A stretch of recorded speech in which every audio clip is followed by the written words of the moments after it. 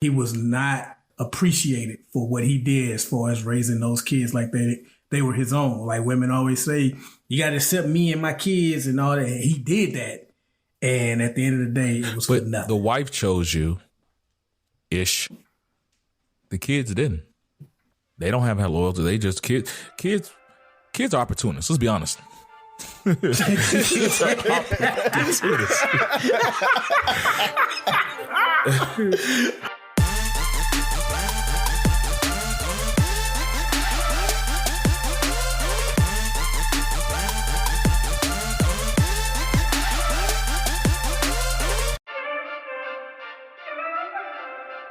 What up? It's Three Brothers No Sense, your favorite barbershop style podcast. I am Tavares Ferguson, aka Ferg, joined my co-host Razi and Buff.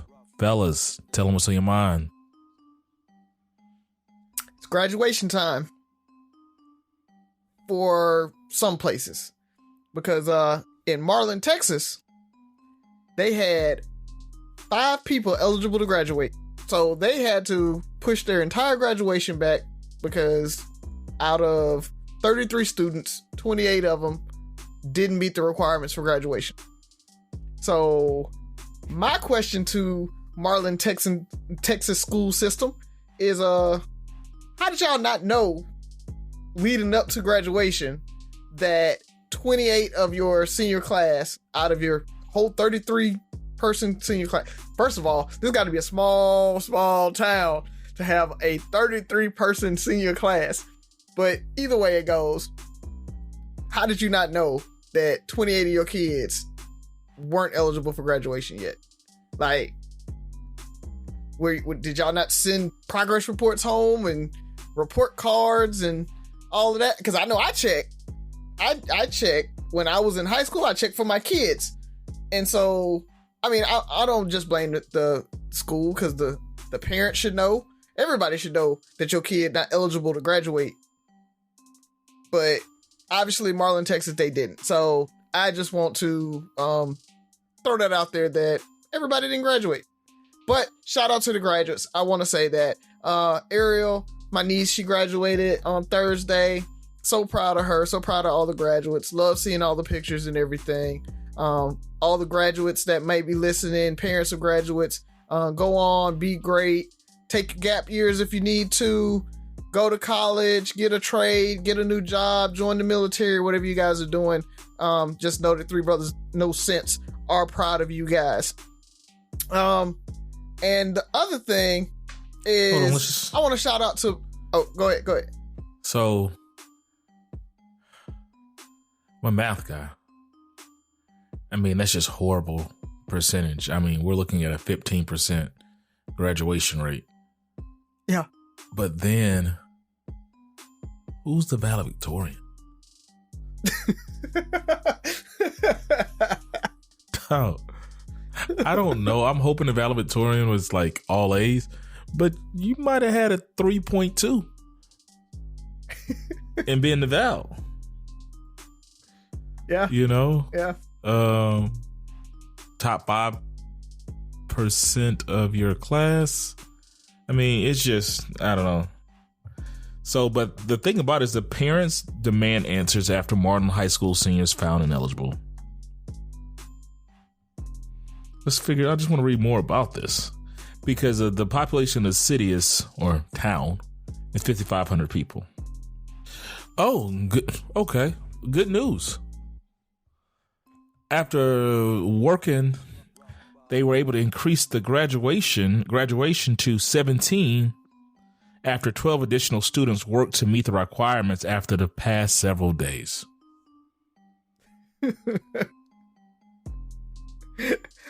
What requirements were you missing that it took several days? You were able to meet them all of a sudden. I don't even much know, man. Bruh. But parents, watch what's happening with your kids. Track it. Know what the requirements are. But I will say, the counselor at the school, because even Ariel should have graduated with an advanced with honors degree, but she wasn't able to March or receive the advanced with honors degree because the counselor didn't tell her that she needed to take advanced like history or something like that. Because she was taking AP history in the next semester, but she took regular history in the summer. And because of that, she wasn't able to get an advanced, but she took AP history. So it's, I mean, when people are talking about what you need to graduate and stuff like that, I get it. It's complicated and it shouldn't be. It shouldn't be that complicated. You should know what you need for each one of those. So it's sad. So, screw Pell City school for that too. Cause my little niece should have got that advanced with honors. Does that do anything these days? Nope. Outside, I mean, it does. It looks much better on your application, you know, and everything. But a lot of times, kids are already admitted by the time they graduate. Yeah, right. So it doesn't do much. Then a lot of these kids, you know, we talked about this yesterday, and we're gonna segue, I guess, to it. Honors class is over. I mean, dual enrollment class is over. Honors classes.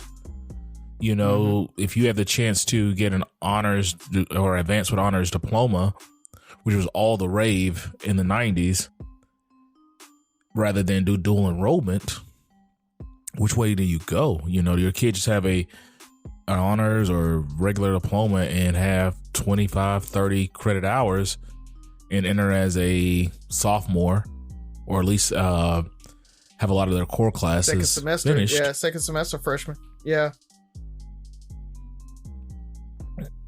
What's the point? Because, you know, once you get in, we'll tell you, parents, college, dual enrollment. Don't even take AP.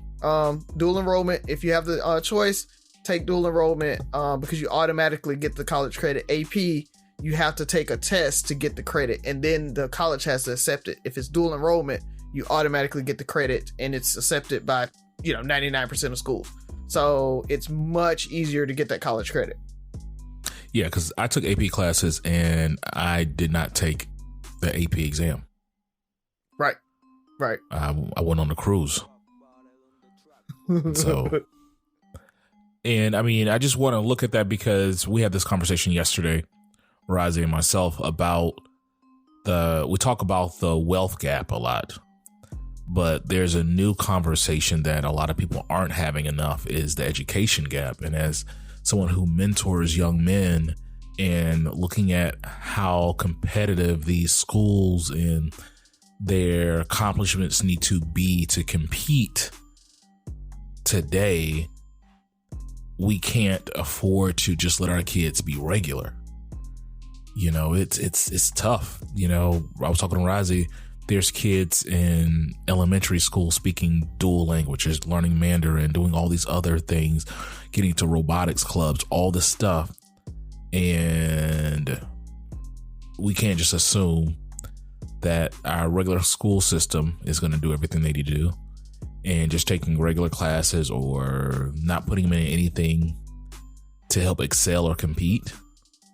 It's tough in these streets. I just remember even going back then when I was in college.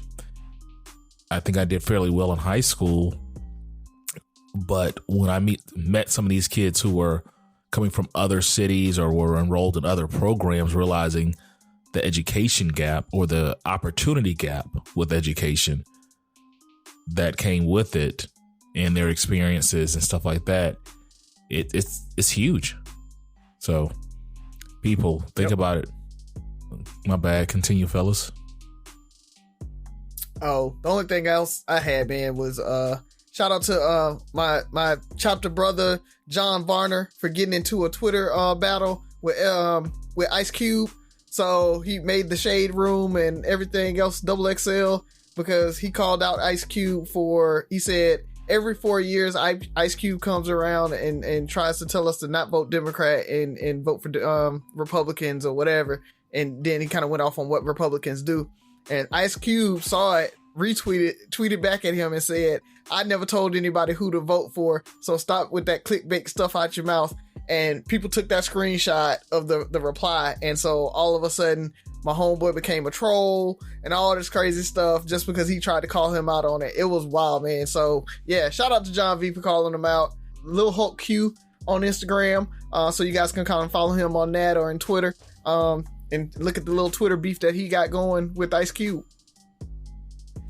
Did Ice Cube tell us who to vote for? He told us. Remember, he never said who to vote for. What he did was, and this is kind of the most voters gonna assume that he's saying vote for Republicans when he said that black people need to abandon the Democratic Party and not have a loyalty to it. And then he went and spoke with Trump about his, I can't remember the name of it, his kind of New Deal, a black contract with Black America, whatever it was called. And so he kind of supported him. He never endorsed him, but he kind of supported Trump in that because, you know, he was saying Trump was promising him that. And so I disagree with that. You disagree that he didn't? So yeah, he didn't support Trump, and he never did talk to Trump.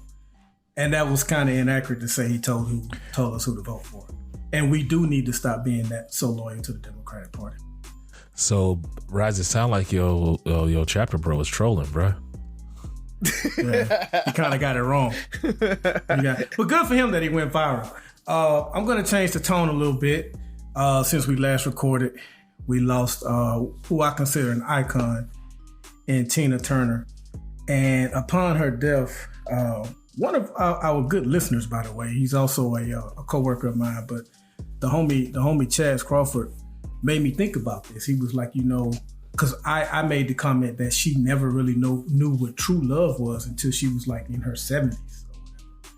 And he was like, and upon that, she had to deal with so much ridicule and having what she went through, having her trauma trivialized to memes and jokes. And I never thought about that because I have laughed at some of those jokes in the past, you know, and thinking back on it, you know, probably wasn't the best thing. I don't think I shared any of those memes before, but that definitely gave me something to think about. And you can't discuss Tina without discussing Ike. And to me, that brings up one of my favorite topics when it comes to celebrities that we demonize and celebrities that we prop up as heroes when they've done virtually the same thing. Because Ike Turner is mostly known for beating Tina, due to a large part to that movie that came out. But Jim Brown also had a similar history with women. And he just passed away as well since we last recorded. Mm-hmm. He's kind of considered more of a hero. But he has some shady history with not just women, young women, 18 and younger. You know what I mean? So I just always find it interesting how, you know, we take two people who've done the same thing and it's just really a matter of who you like more and who you will excuse more for what they did versus the other person. So that was interesting to me. But rest in peace to, you know, Jim Brown, because I feel like I do acknowledge the good that he did while also saying, hey, he did some bad stuff as well. And rest in peace to Tina Turner, who had a great documentary on HBO about 2 years ago. So if you have HBO, well, it's called Max now. If you have the Max app, pull that documentary up. It's very, very good. And I think because I watched that documentary, her death made me a little more sad than I thought I would be. Because it's not like I'm riding around listening to a lot of Tina Turner. I mean, I could probably name maybe 6 or 7 songs without having to Google from her. So I wasn't like a huge fan, but I was really sad when I heard about her passing. Well, you stole my thunder about Tina. But we did lose an icon. We lost an icon with Jim Brown as well, you know? So it's just, I think with people like that, when you grow up knowing who they are, especially because of your parents and things like that, you know, you probably weren't a Tina Turner fan or even like a Jim Brown fan because you didn't grow up during their heyday, but you saw the respect and love that others that you loved and respected had for them. And it didn't hurt to have the movie What's Love Got to Do with It come out and be such a huge success. And Ike, his character was just unforgettable. So I'm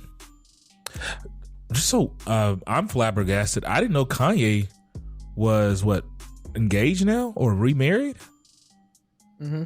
Yeah, he got remarried recently. You know, it's just it's so weird that, you know, despite all of this, you know, the cancel Kanye and people just not checking for him like that, where people still have the opportunity to go out there and find love. And it just I always wonder what kind of red flags people need to see to kind of just what makes somebody undateable, what makes somebody just like off the market. Is there truly someone out there for everyone? So that was just, when I just read it, it caught me off guard. It's like, man, his about now. It doesn't hurt that is he a billionaire still? I think after he lost Adidas, there. he's not. Yeah, 100 millionaire. Yeah, multi-hundred millionaire. Yeah, yeah. That makes you a little. Either way, he got a lot of money. Lots of money. So that was just it for me, because there's something I want to jump into our questions and make sure we get everybody a chance to speak today. So, Razi, do we have Sophie available? Yeah, we do. Hold on one second. I'm gonna get her because it's the first day of summer and she is ready.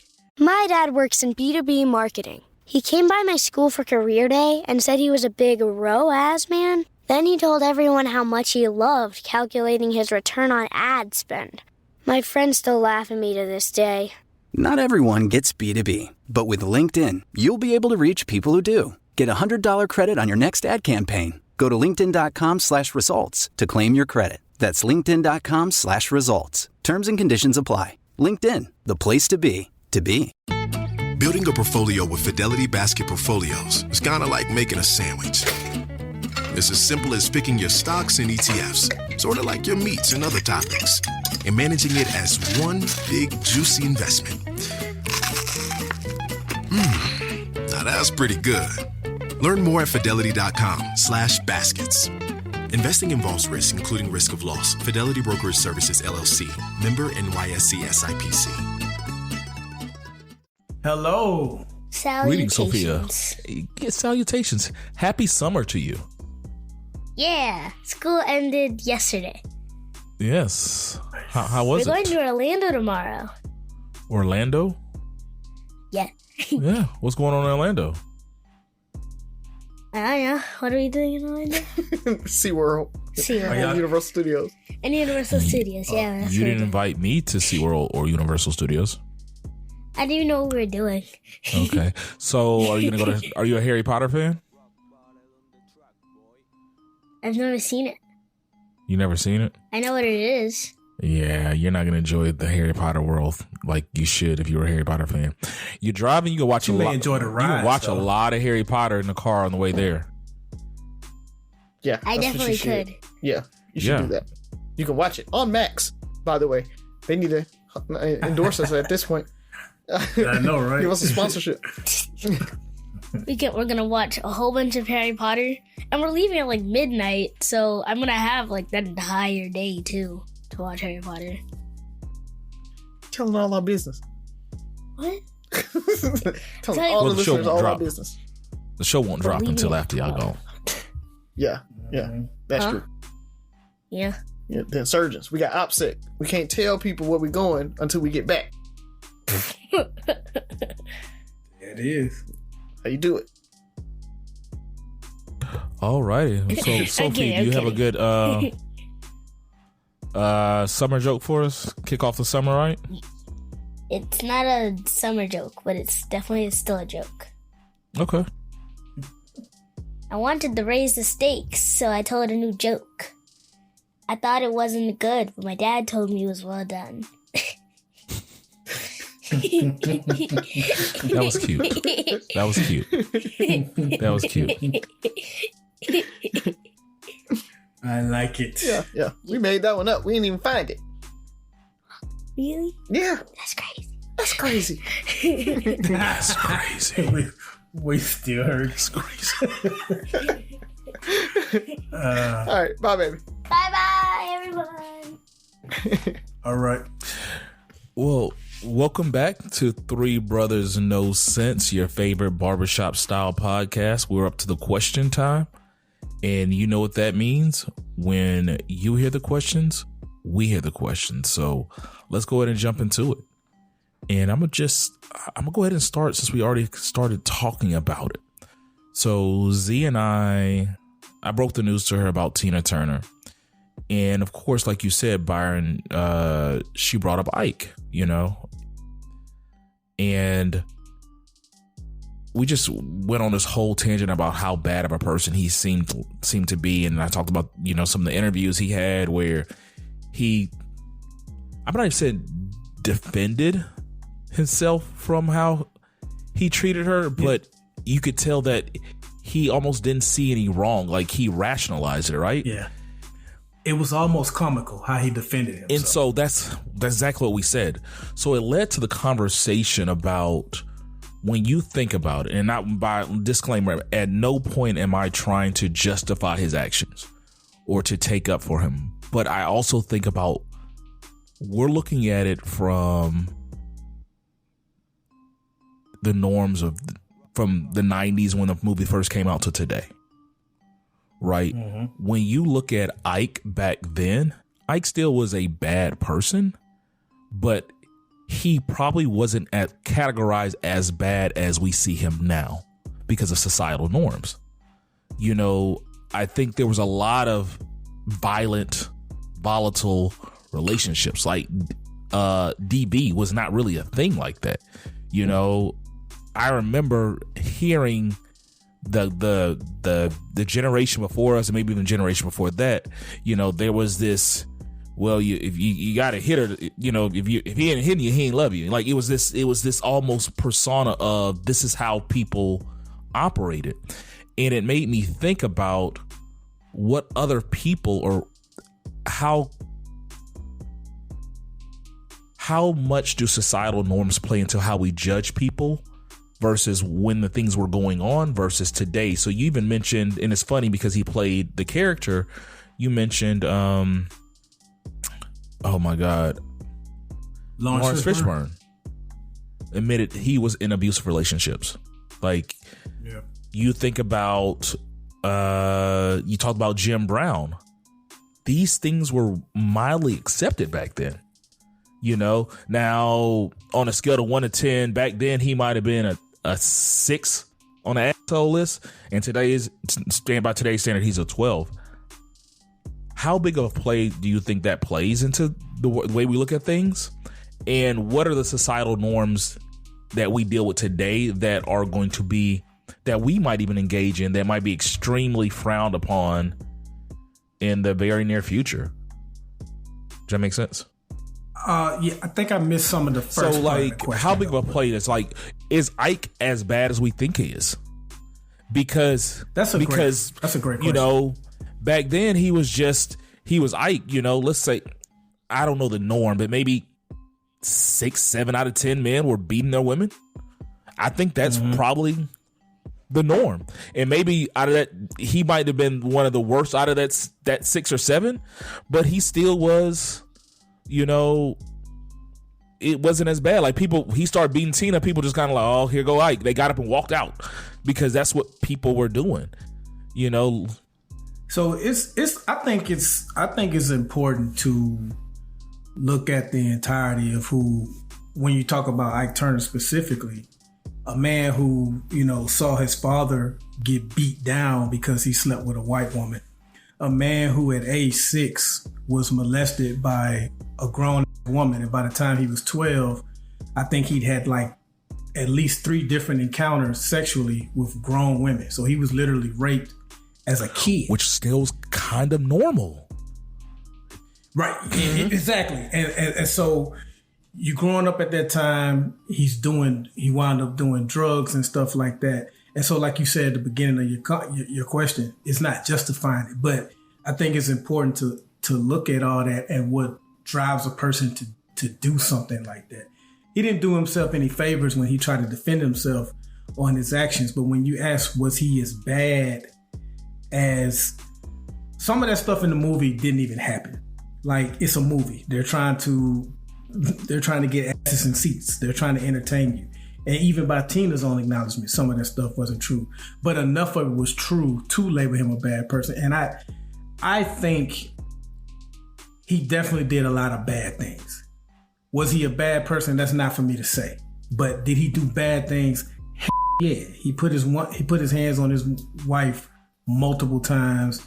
You know, I think embarrassed her. I don't think he just physically abused her. He mentally and emotionally abused her too. Exactly. Yeah. Very, very, very controlling. So yes, he did a lot of bad things. He also pioneered music. He pioneered music for Black artists too. He showed artists how to handle their business because he got screwed over when he first got in the music business, and that's how he learned to really handle his business.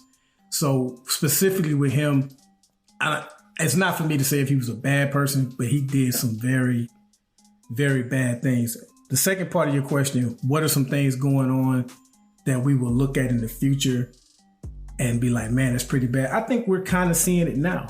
I think when you look at a lot of the jokes that comedians tell now, more and more, like you got Eddie Murphy coming out saying that some of the jokes he's told in the past, he wouldn't feel comfortable telling today. You got Dave Chappelle getting a lot of heat with his last 2 or 3 specials against the LGBTQIA community. So I think more and more speech, jokes, and things like that are going to be heavily scrutinized 10, 15 years from now. They're already being scrutinized now. I think a good 15 to 20 years from now, people are going to really look back on jokes, speeches, this podcast maybe, and say, wow, those 3 ignorant Negroes really were insensitive about subject whatever. Yeah, I agree. I'll flip it and talk about the things we're doing today first.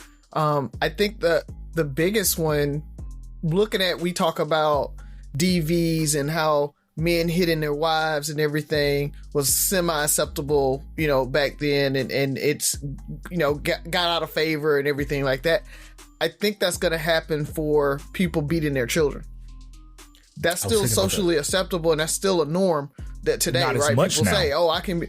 Not as much, right? It's starting to shift, but it's still socially acceptable. Exactly. Right. And so I think eventually, just like we said, you can't put your hand on that woman 20, 30, 40, 50 years from now. They're gonna be like, you can't put your hand on that human, whether they're a child or a woman or a spouse or whatever. You can't put your hand on that woman or on that human. I don't even think it's gonna take 50 years. I don't think it's gonna take 50 years. Really? Man. I mean, I really feel like you talk generations. I think it's gonna take maybe Sophie's generation growing up. So, and that's why I say 50, 50 years. It'll be them being the parents and the grandparents for that to where they're like, no, that's not right.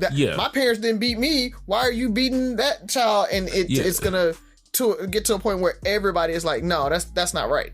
Yeah, it's right now. You're starting to see the shift, but like Razi said, 50 years from now, it's going to be completely unacceptable. You're going to be looked down upon as a freaking just a miscreant. Like you did what? It's the same way you think about, like, you listen to Joe Jackson. Joe Jackson can survive today. We glorify the days or our Gen X glorifies the days when your neighbors could chastise you and reprimand you and stuff like that. Your neighbors could be complete strangers. Now your teachers can barely raise their voice at kids. It's so, we're talking about it. We all have mixed emotions on how that works, but now it's going to, in the near future, it's going to be completely different. But continue, Razi. Yeah. So that's the one that I think is going to really, really change. What was the other part of the question? It was how big of a part was Joe Jackson or like society and everything. Like Ike. Yeah.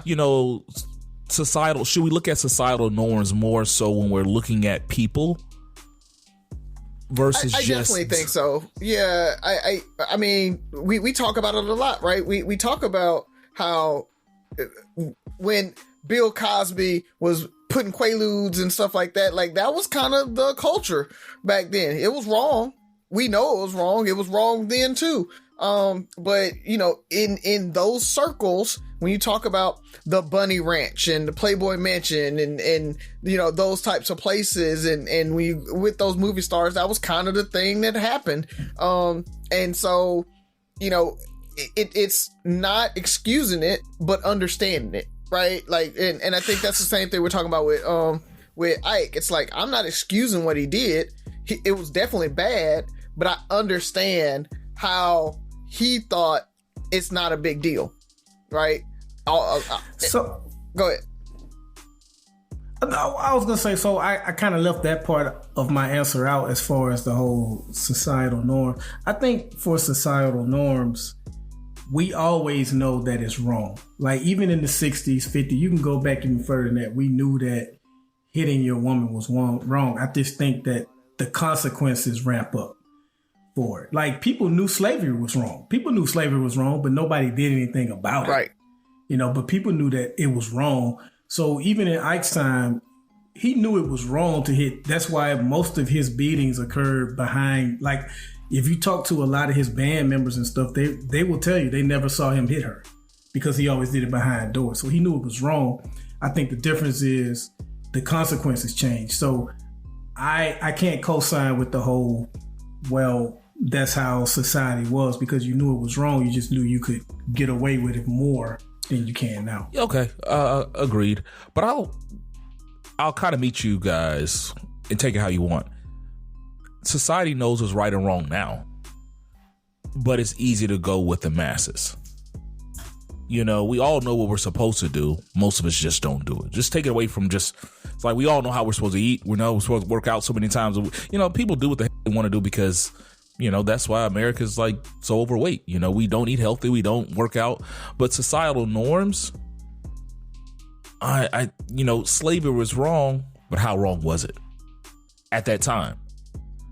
To think that you could own a person is completely crazy, you know, but when you consider them less than a person, and that's what the government is spewing to you, and, you know, and if you get to some of the religious zealots, you know, saying that, you know, they justified it, with going back to your point, Razi, spare the rod, spoil the child. Like, that's what my grandmother and grandfather, their generation before them, grew up on.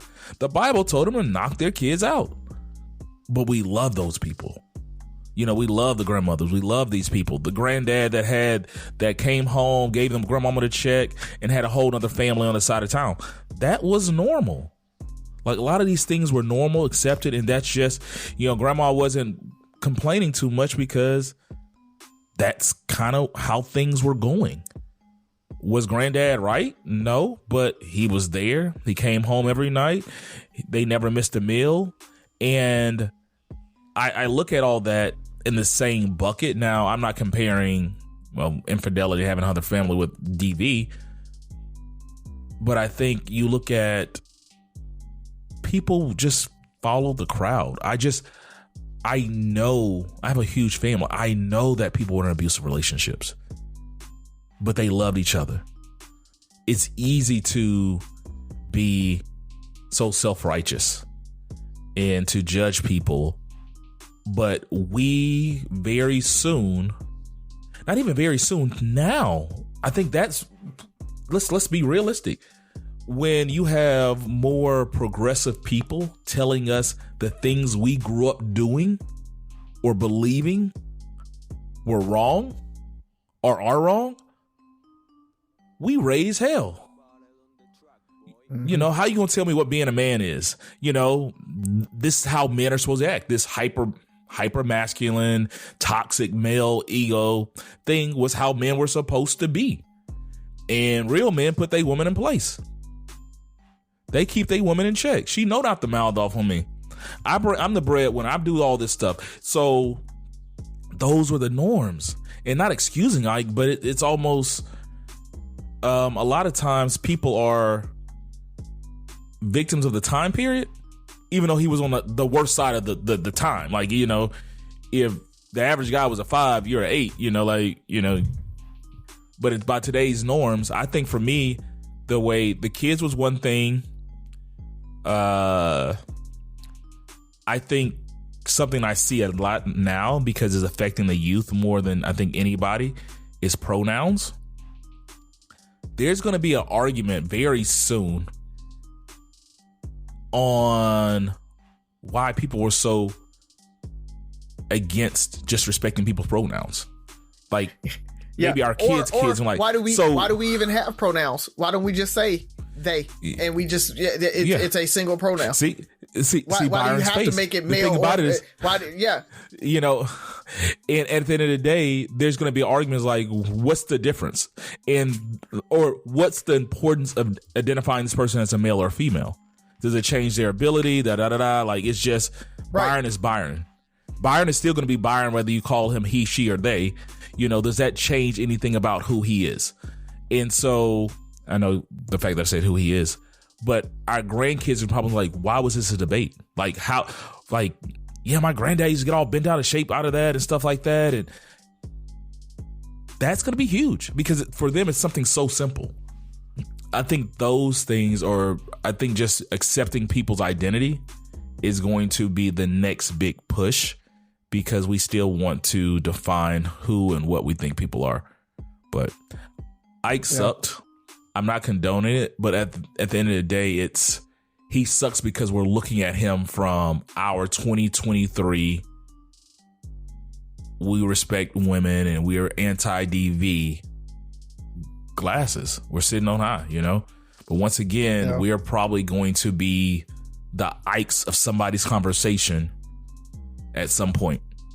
Razi, you want to go or me? I can. I'm talking about hypermasculinity and everything like that. I don't know if you guys saw the TikTok reel going around about the stepdaddy or boyfriend that decided he wasn't paying for his, we'll call her stepdaughter, but they weren't actually married, but his stepdaughter, he had been there since she was like 14 or whatever, 10 years, and he decided he wasn't paying for her wedding, the weekend of her wedding, and mainly because her dad was basically a deadbeat dad, not really there or whatever, but the little girl loved her real dad or whatever, and she decided to let the real dad walk her down the aisle, and he wanted 20 people out of 250 people. He gave them a list and said, hey, invite these 20 people. They didn't invite any of his 20 people that he wanted or whatever. She decided to let the real dad walk her down the aisle. He hosted the, rehearsal dinner and everything at his house. And then the real dad showed up at his house, and then he comes to find out that they didn't invite, he didn't do all that stuff. So he was like, you know what? Since you want to handle that, you handle that, real dad. I'm not putting in on this. Y'all got this. And I want you guys' response. Do you think that was right? Do you, how do you feel, with that when, at the last minute pulling out saying, nope, I'm not paying for this? I'm gonna let Byron go. What the homie Ferg said last week? My wallet, my choice. You damn right. He is 1,000% right, bro. 1,000%. In fact, wherever they plan on going for their honeymoon, he should go and send them pictures of him there enjoying while they're at the wedding. Super petty. You damn right. Hell yeah, he's right. That's my answer right there. I'm good. That's all. I agree with everything Byron said. Everything. It's... I'm gonna take it deeper because that was too quick. I wonder what the future husband thinks about this. Because as a man, I'm like, so this is how you think and respect men, right? Like, this is how the gratitude that you give to somebody. At what point do you does my goodwill and the things I do and for you become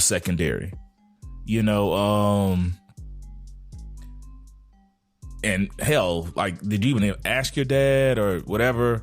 The fact that he just paying for this wedding, go to Jamaica, dog. Do whatever you need to do. I have no qualms, because figure it out. Figure it out. You took the time to figure out you wanted him to walk you down the aisle. Even if you're like, hey Byron, you know, I appreciate everything you've done for me. You know, ever since I was a little girl, I just always envisioned my dad walking me down the aisle, and he could never replace what you did. But it's just, you know, like, if she had this conversation with him and got his blessing, that was one thing. Because she has the right to walk down the aisle with whoever she wants to walk down the aisle with. Absolutely. Once again, absolutely, your aisle, your choice.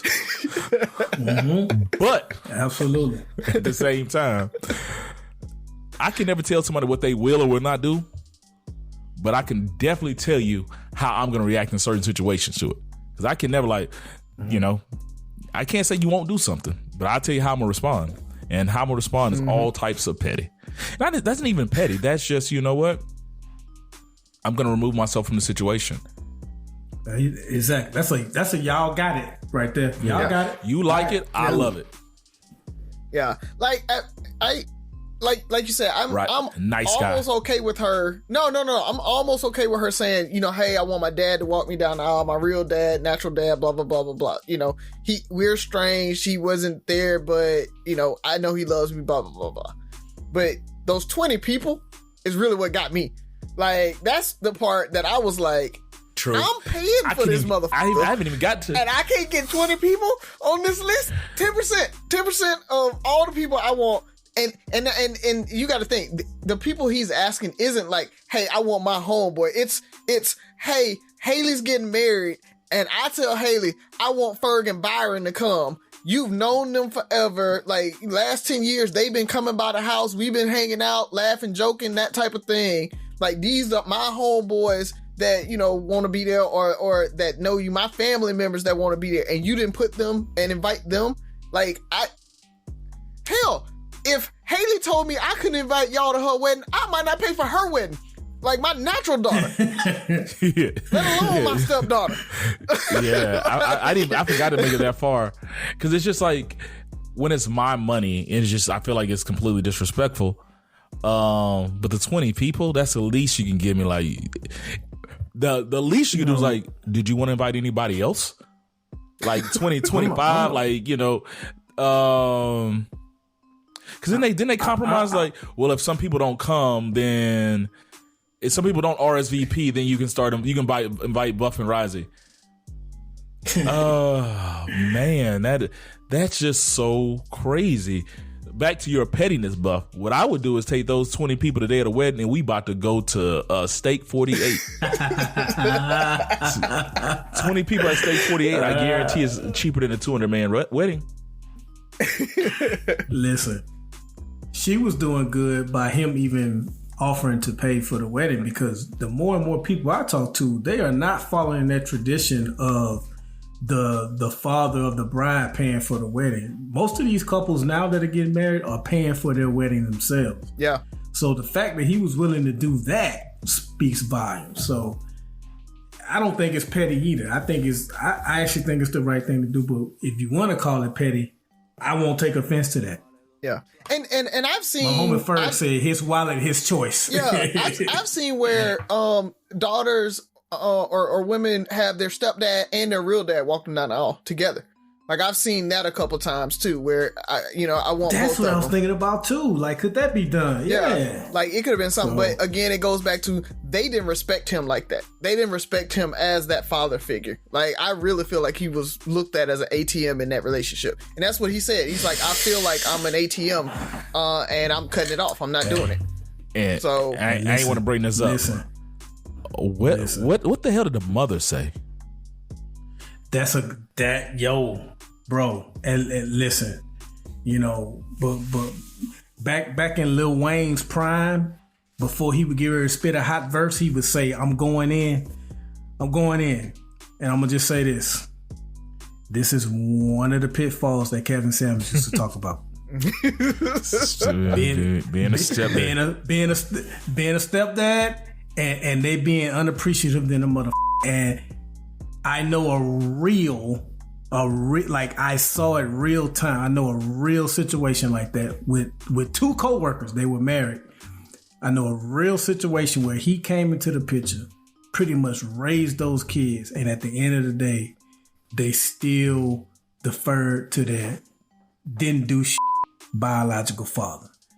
And he's now divorced because of some other stuff that involved that whole situation, but he was not appreciated for what he did as far as raising those kids like they were his own. Like women always say, you got to accept me and my kids and all that. And he did that.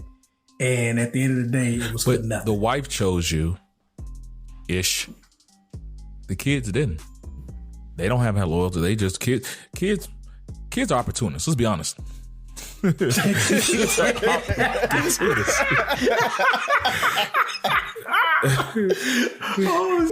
put mom against dad against mom. Throw some steps in there, grandparents, grandma, all that. Kids are opportunists, so they have no loyalty. Listen. And the thing about it is, you ride the wave. That's crazy. So, man, okay. Let's go, Buff. You got it. Okay, so this is potentially a 3-part question, but don't get scared. Don't get scared. It's like quick questions, but real quick, because the homie Sherman was the first man I know that ever said this, and he once told me that he was a feminist. I don't know if he still feels that way, but he once told me that. So my question for you two is, do you consider yourselves feminists? And is there even still a need for feminism? And if there is still a need for feminists and feminism, what is the end goal? Because we always talk about, is there a need to continue to fight racism and things like that, and Black Lives Matter? But as far as sexism and stuff, is there a need for feminists and feminism? What is the end goal? Yes, I consider myself a feminist. Because I do think, truthfully, that's why I'm so big on equity and saying when you got the right to vote, you got the right to all these other things, right? It's like, look, I feel like being a feminist is I want equal representation, I want equal responsibility, but the problem is a lot of women don't want to be feminists anymore. So like what you're saying about what's the end goal? I think they don't have a good like end goal or goal for it, because some women are like, no, I'm good with what I got. I want to be able to get a job, have my own bank account without a man on it. I want to be able to do that, but I ain't trying to pay no bills, and I don't want to go half on the dates. And so they're picking and choosing what they want to get out of equity. And so I think you've got like a far right group of feminists that's like, we want super equal everything. We want to be equal and looked at as equals. Then you got those women that's like, no, I kind of like being in my feminine, as they called it, and stay in the feminine mood and all of that. And so I think we still need it. I do feel like I'm probably one of those far right feminists. Like, I want equal whatever, if you can do the job, you can do the job. If you can, and you should get equal pay for the job if you're going to be in the job. Now, do we need, and with that being said, I'm also like, men need the same type of maternity leaves and stuff. Like parental leave should be parental leave. It shouldn't be mothers get this and the fathers don't get this. It's like, hey, if you have a baby, we're going to say you get up to 12 weeks or, a year off between parents. So y'all figure it out. Y'all can use it however, but you get a year off. So 6 months mom, 6 months dad, 12 months mom, whatever. But y'all as parents get the maternity leave or whatever. I don't know how that works, but like in Europe, they get it through the government, and so it's easier to track versus like through employers.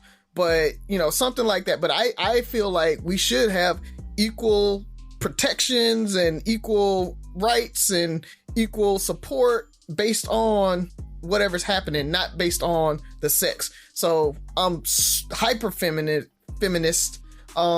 And I think there's still work to do on that because women aren't paid equally. Women don't have equal opportunities in everything, right? I mean, I see a smirk, so I want to hear your answer on that.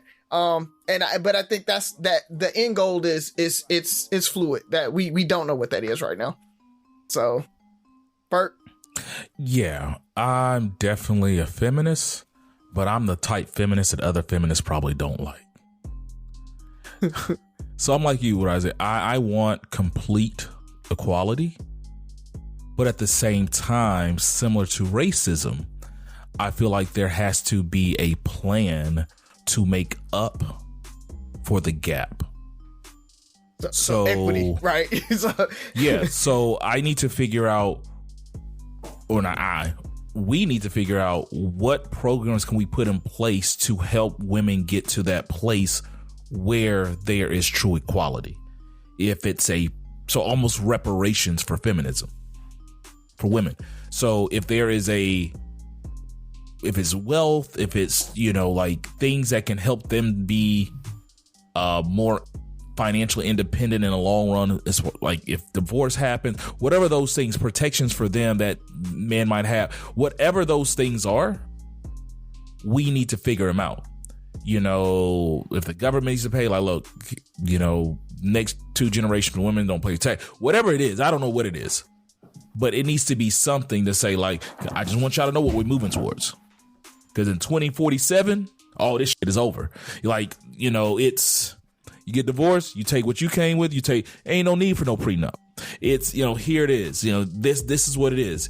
You know, we decided to take a gamble on this marriage. It didn't work. And so you go this way, you go that way. And it might be some better math done. You know, the same thing with kids. You know, women shouldn't just have the right to have kids. I say it all the time. You know, women's like, well, I carry the kid. Well, only one person could. It's not like we voted. You know, and I'm not taking anything away from motherhood. It's just that's the way it is. But once that kid is born, that does not make you more of a parent than me. Like, we're both responsible for this child. So much so that the government is making sure that you know that I have to know that I'm responsible for this child because I'm paying for it. You know, people can find a kid's not even theirs and still end up paying child support and stuff because there's a certain responsibility for this child. You shouldn't have more say on how this child is reared than I do.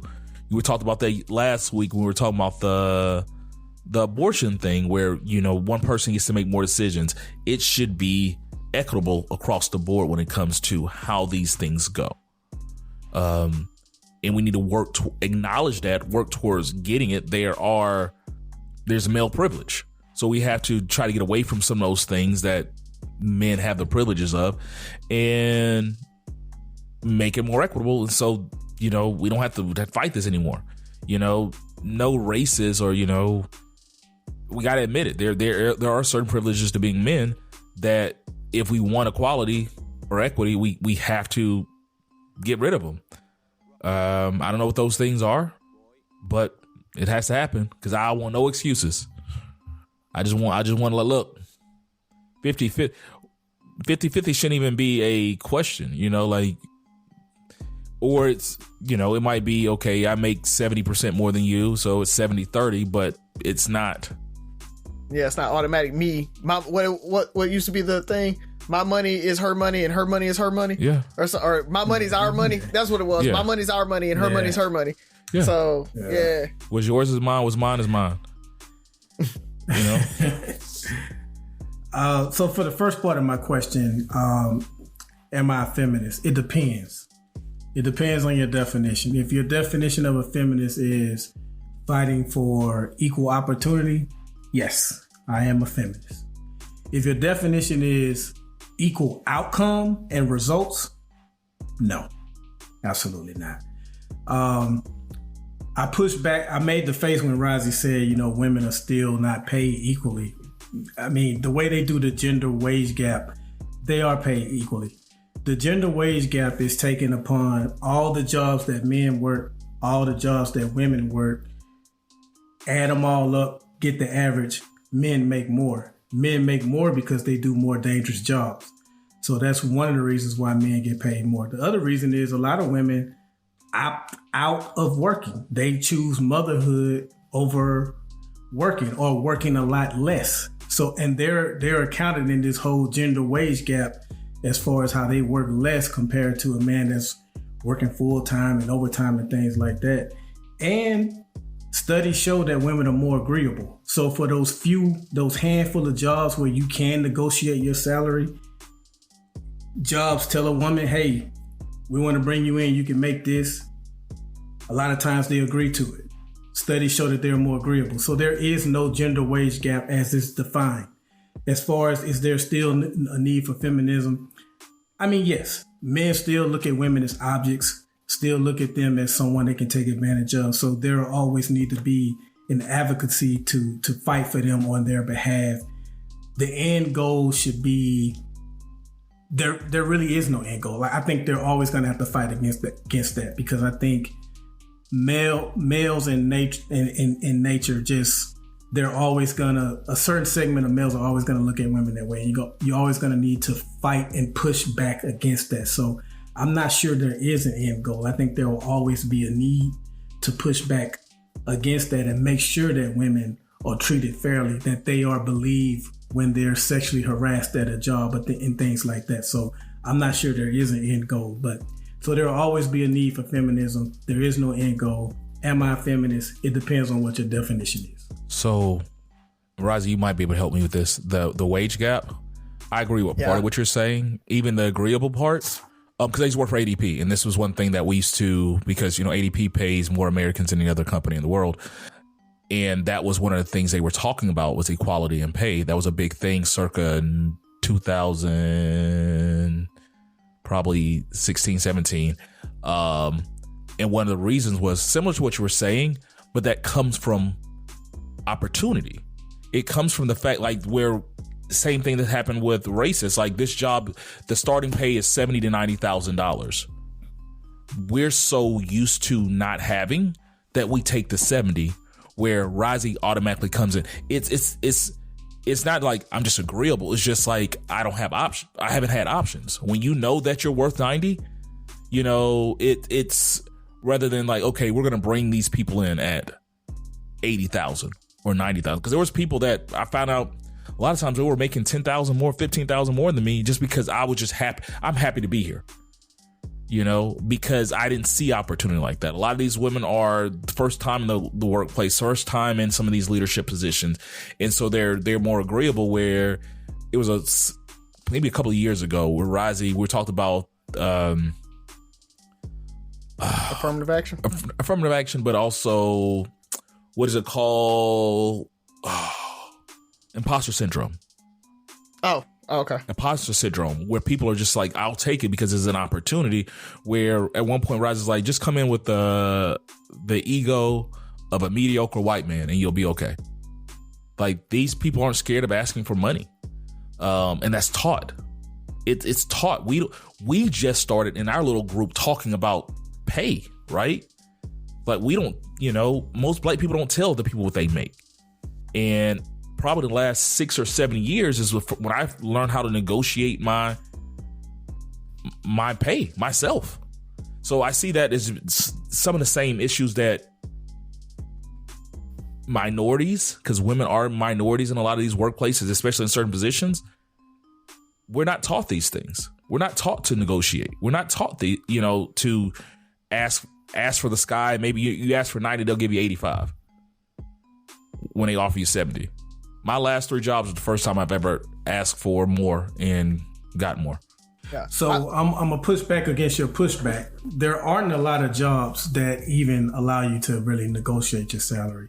So there aren't a lot of jobs to even make a dent in the whole gender wage pay gap. What do you mean by that? There's a lot of jobs to let you negotiate. There's not, by and large, people work salary jobs, Razi. There aren't a lot of corporate jobs with negotiable salaries. Also, You look at a country like you look at countries in Scandinavia where there's more equality than anywhere else in the world, where women have the right to choose whatever job they want to, and overwhelmingly they pick jobs that pay less. That's what they want to do. A lot of women pick jobs that pay less than men that work. Yeah, but I don't think you're looking at the study and understanding it. It's not this big aggregate. They use that number, but they've looked at it statistically from same job type stratus too. Like it's they can look at somebody in the exact same job, in the same role, with the same experience, and women get paid less. Black people get paid less. To your argument, you're saying there's no race inequality either. All right. I mean, you'd be like, oh, well, black people have. Because when we talk about race inequality, we're not talking about just pay gaps. We're talking about civil rights. No, but I'm talking about racial pay gap. There's a racial pay gap too. There's the women's pay gap. There's black women get paid less than white women, so that's even bigger. There's African Americans. There's Asian Americans. They've looked at it and they've cut those numbers a million different ways. And when it comes down to it, they do get paid less. I mean, it's hands down. We have to look at it. We have to do a gender study every year. We have to actually do a calibration to say, are our women getting paid as much? And we have to calibrate people because guys are just generally in higher level positions, and they do end up kind of giving higher raises to the outspoken guy and everything like that. It's 100% I disagree true with that, because the studies show that men work higher, more dangerous paying jobs. I get that, but overall, that's what I'm saying. If you look at the women working that, the numbers. So we're looking at in that overall number, but I'm talking about women, same job in that. I've already acknowledged that there are definitely those situations, but that's what we're talking about. Not enough to like this whole talking point of gender wage pay gap. But even if it's just a few, if I work true. the same job as you and I have the same credentials as you, why would you make $20,000 more than me? What job? Anything. My job. I'm in sales. I can tell you my last position, I was one of the higher paid because of my experience. I was one of the higher paid people in my position. I knew people that were making less than me. But that's the norm. And the thing about it is, you said most jobs, especially salary jobs, you can ask for more. That's what I was the same person. Like if you're an hourly wage, you can always ask. If they come in at 12, you can always say, I want 12, 50, 13. Like there's negotiation happening at almost every level. Now, when you talk, a McDonald's job at $7.25, it is what it is. How many people are negotiating that salary? By and large, that's the thing. I get it, but that's what I'm saying. It is negotiable, and that's where you start seeing. Okay, so then you can't use that as a when nobody's doing it. But if 10% of the population is doing, let's say 10% of the population, but out of that 10%, 90% of those are white men that know the secret to success. There's the gap, and the few people that are asking for more, these are the people who know to ask for more. Like, we don't know this. I did not. My thing was when I applied for a job and it said this was the starting rate from this to this, I hope for the highest, and whatever they threw out there is what I took. I didn't know. I felt like they know better than me. If they offer me 75, I must be worth 75. That's just what I accepted. And hell, with Tegan, when she came on, Razi, we both helped her, tell her. She countered. They offer taking counter, super counter. These are things that we were telling her because we're a little older and we've been through this to renegotiate. People don't know this. I had to learn in my mid-30s that I could ask for more money. I get it. I might not get what I asked for, but I always get more. I think you guys are overestimating how many. It's not about how many. It's the fact that. And then even then is we might even negotiate. They still might offer you more. And for it to be enough to affect what is considered a wage gap. Okay. We're not talking that's one piece of it. That happens. Then there's that bias. Then there's the I automatically give that white guy a higher offer than I give that white girl or that black girl. Like all of those things combined, what makes that gender gap happen. And it's getting smaller. It is getting smaller, but it's getting smaller because companies have literally said, we acknowledge there's a pay gap and we're going to look at reviews and we're going to do income reviews and we're going to make sure that we don't have that inequality. This is a like, common. I'll tell you, like at BBVA, since it's no longer here, right? We looked at our salary, and most of our people are, hourly wage tellers and stuff like that, right? Like that's most of the people that work at the bank. We looked at it, and at one point we were down into like the 70s with our gender wage gap. And it took us almost 4 years to get them within the 90th percentile and be within 90%. So this was something and it still wasn't a 100. And that was kind of like, okay, we're good enough. So this is something with ADP when they were talking about the employee engagement or people know ADP as a payroll company. And the reason I tell you this is because the job reports is the ADP job reports. They're telling you how much people are starting off at. So we literally have this information for the vast majority of the company. And we can say what a bank teller in Houston in this zip code is making down to the penny. And it'd be like, okay, in this zip code, the 35-year-old male is making $17 an hour, where a 35-year-old female is making $16.50. And we were going out telling companies that they need to. This was about to be a big issue because there were some lawsuits coming up. Laws, yep. that were pushing against this. So we're like, how do you get ahead of this? So that was a big push because it was real, and giving them there was a compensation packet that we sold that was saying, hey, you need to be able to dig into your compensation and work towards what Razi was saying is, hey, this is our budget for the year. How do we strategically, we can't change overnight. Like, all right, all the women making 19 and the guys making 21, all of us want to get everybody to 21.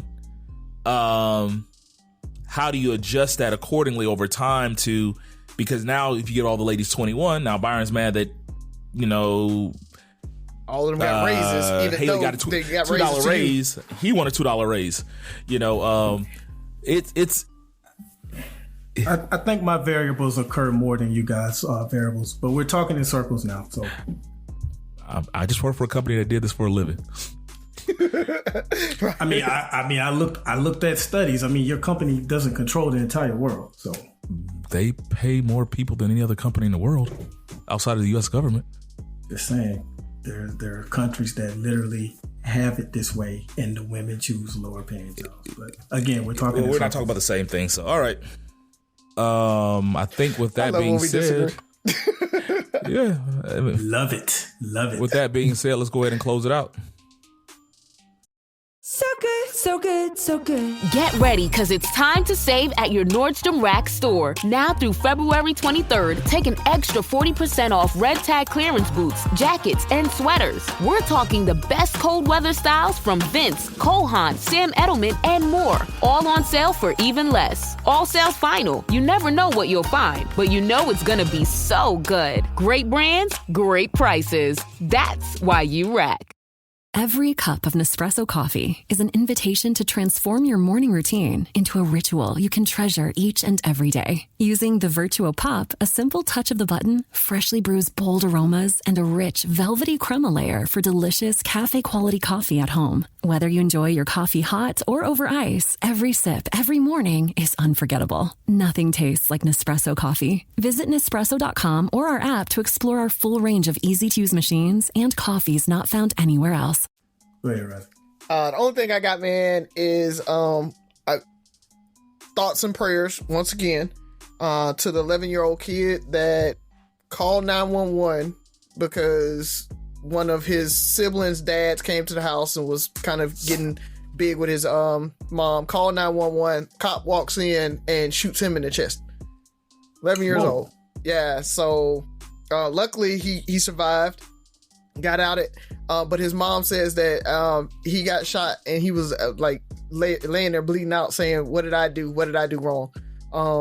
And so once again, to the police officers out there, I get it. I really get it. It's hard. Make those split second decisions, but it's an 11-year-old kid walking out of a bedroom that you told him to walk out of, and you still pull the trigger. Like, at some point, you got to take some responsibility. Like, it's you, bruh. It's not the situation. It is you. And so, prayers to the family on that. So happy that kid was able to pull through. But once again, man, it's when we talk about what we ask our police officers to do, is kind of causing that. So I still want to figure out a way to get around this and get a handle on it, man. Damn, that's sad. Few things. What up to the Inspire You on Air audience? We continue to be grateful for you guys tuning in and rocking with us. Make sure you tell friends and family to check us out on Inspire You and subscribe to us on any podcast platform. The two things that I got is one, Derrick Jackson's wife. She just did a recent interview. Derrick Jackson is the relationship guru who was like, giving women all this advice, and then come to find out he was cheating on his wife, and then she showed up with a bonnet on her head and they did a joint interview. I think she's finally they finally divorced because he actually asked for the divorce. And that's what I'm getting to too also. Like, I'm not here to judge people who cheat. That's between you and your significant other. What I am going to judge though is her being at home and him being at home and him being upstairs and texting her, hey, I think I want a divorce.